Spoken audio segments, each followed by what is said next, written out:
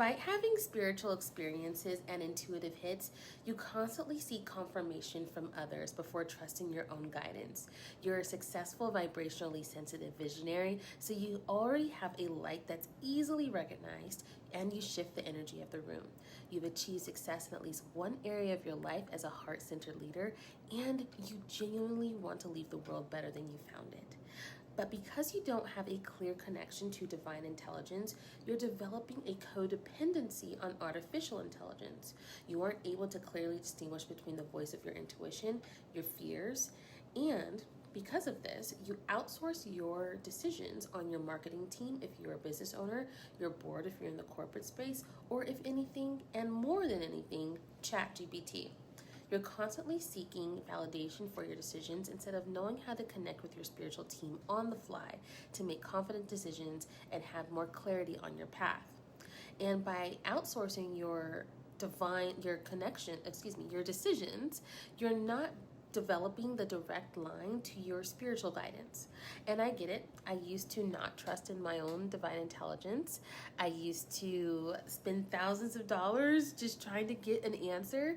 And I finally realized that all of those questions were leading me back to myself. That's why I developed my self-trust framework. I help you develop a strong connection to your spiritual gifts so you can develop a high intuition and connect more with your spiritual team, having the guidance that you need on your path, independent of artificial intelligence, so you can be 3 steps ahead by having a divine foresight.